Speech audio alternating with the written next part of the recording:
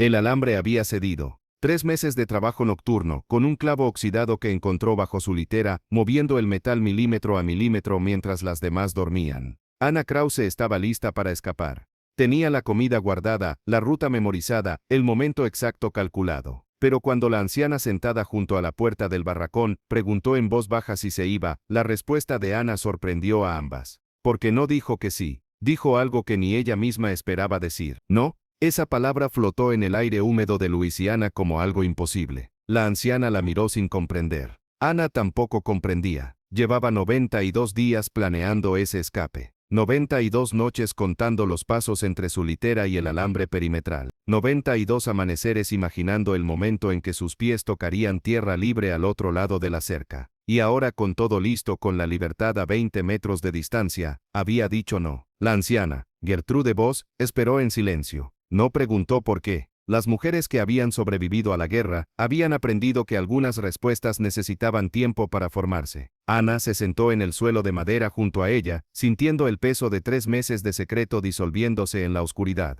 Afuera, los guardias cambiaban turno. El hueco de 7 minutos estaba ahí como había estado cada noche durante 2 meses. Pero Anna no se movió. Octubre de 1945, Camp Riverside, Luisiana. El campo albergaba 240 mujeres alemanas capturadas en Francia durante los últimos meses de la guerra. Operadoras de radio, enfermeras, auxiliares administrativas, todas ellas parte de la maquinaria que se había derrumbado entre marzo y mayo. La mayoría eran jóvenes, entre 20 y 35 años. Algunas mayores. Todas exhaustas. Todas tratando de entender qué significaba ser prisionera de un país que las trataba mejor que su propio gobierno en los últimos años de guerra. Anna Krause tenía 29 años. Había sido operadora de señales en una unidad de comunicaciones móvil que se desplazaba por el norte de Francia. Capturada cerca de Reims el 8 de abril, procesada en un centro de detención temporal, trasladada en barco a través del Atlántico, llevada en tren a través de un país que no conocía hasta terminar en este campamento rodeado de pantanos y árboles cubiertos de musgo. 3 meses en territorio americano. 3 meses sintiendo que había caído en un mundo paralelo donde las reglas que conocía no aplicaban. El campamento no era brutal. Eso era lo que más la desconcertaba.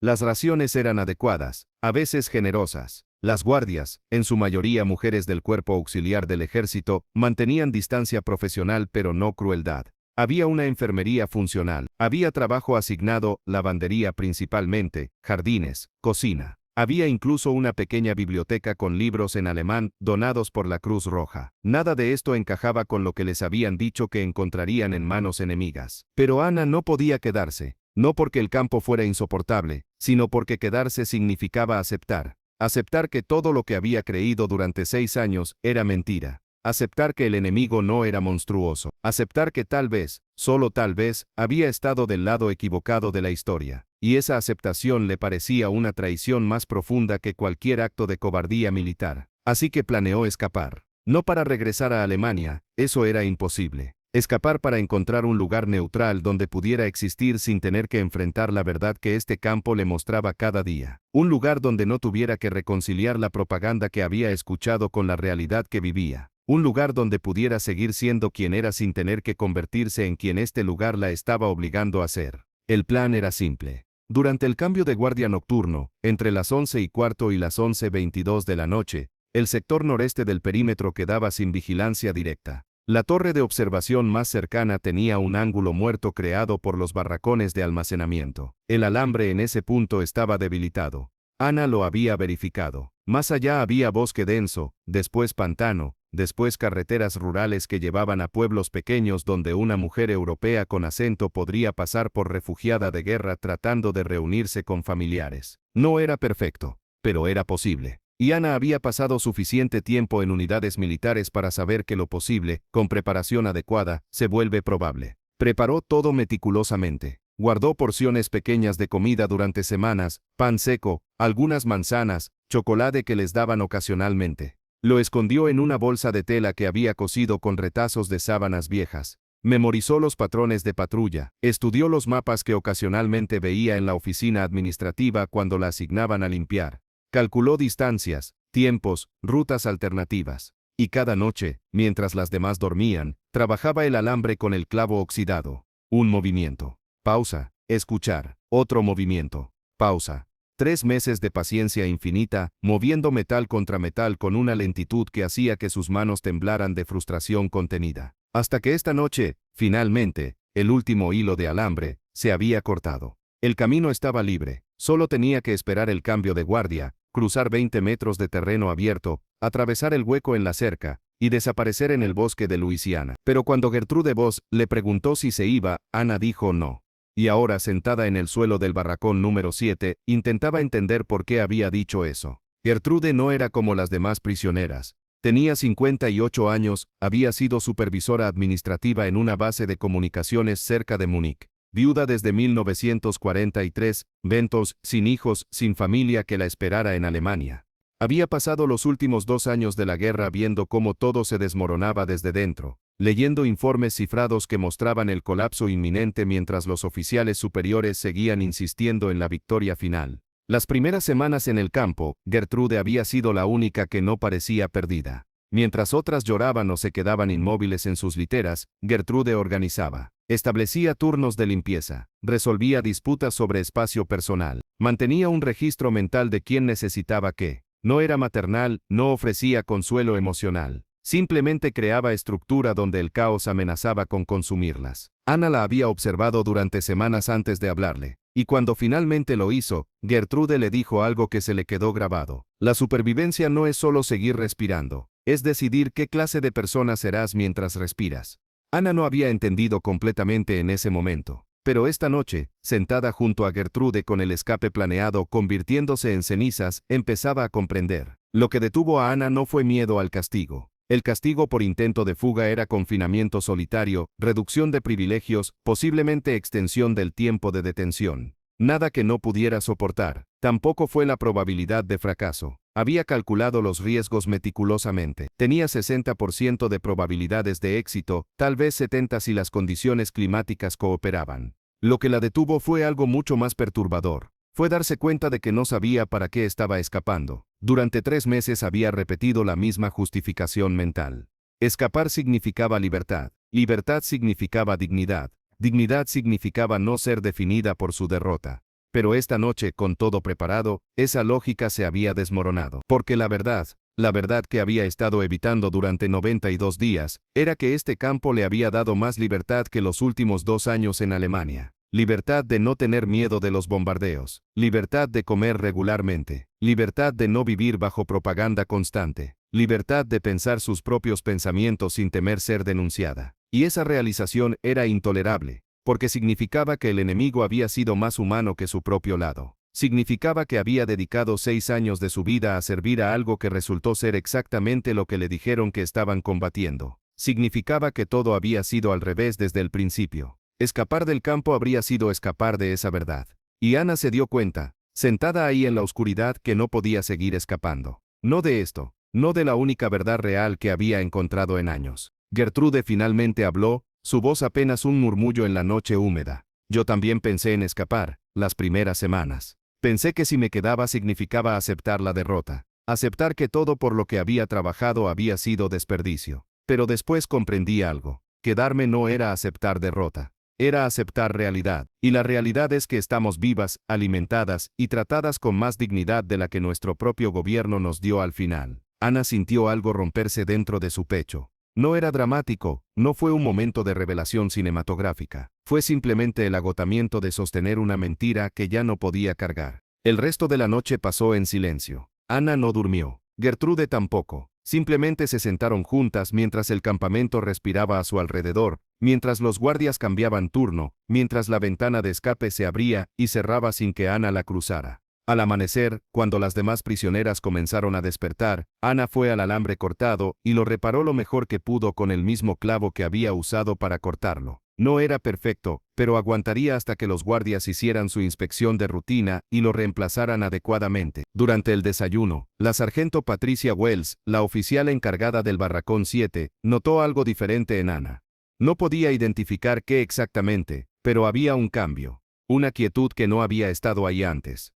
Wells había estado observando a Ana durante semanas. Era parte de su trabajo identificar prisioneras en riesgo, aquellas que podrían intentar escape o autolesión. Ana había estado en su lista de observación. demasiado callada, demasiado contenida, demasiado enfocada hacia adentro. Pero esta mañana algo había cambiado. Lo que Wells no sabía era que Ana acababa de tomar la decisión más difícil de su vida. No había elegido quedarse por cobardía o por falta de opciones. Había elegido quedarse porque finalmente había entendido que escapar de la verdad no la hacía libre. La hacía prisionera de sus propias mentiras. Las semanas siguientes fueron extrañas para Ana. Continuó con sus rutinas normales. Trabajaba en la lavandería, comía en el comedor, leía en la biblioteca. Pero algo fundamental había cambiado. Empezó a escuchar realmente cuando las guardias hablaban. Empezó a notar pequeños actos de consideración que antes había ignorado deliberadamente. Como cuando la guardia Johnson le trajo medicina extra cuando Ana tuvo fiebre. O cuando la sargento Wells organizó turnos de trabajo más cortos durante la ola de calor de agosto. O cuando el comandante del campo autorizó materiales para que las prisioneras pudieran escribir cartas a familias en Alemania, incluso sabiendo que la mayoría nunca recibirían respuesta porque sus familias estaban muertas o desplazadas. Ana también empezó a hablar con otras prisioneras. Realmente hablar, no solo intercambios superficiales. Descubrió que muchas compartían sus dudas. Muchas habían pasado por el mismo proceso de reconciliar propaganda con realidad. Muchas sentían la misma vergüenza de admitir que el enemigo había resultado ser más humano de lo que les dijeron. Gertrude se convirtió en algo parecido a una mentora silenciosa. No ofrecía consejos no solicitados, pero cuando Ana necesitaba procesar algo, Gertrude estaba ahí. Escuchaba. Ocasionalmente ofrecía perspectiva, pero principalmente solo existía como presencia estable en un mundo donde todo lo demás se sentía inestable. En noviembre, 3 meses después de la noche del escape no realizado, llegó al campo un equipo de entrevistadores de inteligencia aliada. Estaban documentando experiencias de prisioneros de guerra para informes de posguerra. Entrevistaban voluntariamente, las prisioneras podían negarse sin consecuencias. Ana se ofreció voluntaria. No sabía exactamente por qué. Solo sentía que necesitaba decir en voz alta lo que había aprendido. La entrevistadora era una mujer americana de unos 40 años, teniente del cuerpo de inteligencia, que hablaba alemán fluido con acento vienés.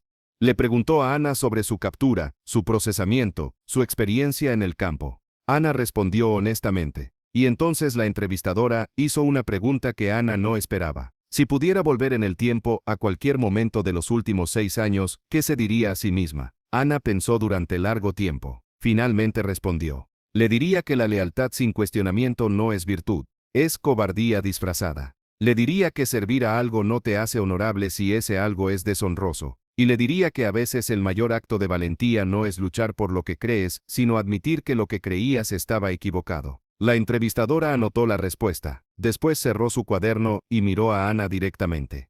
Hubo muchos alemanes que nunca admitirán eso.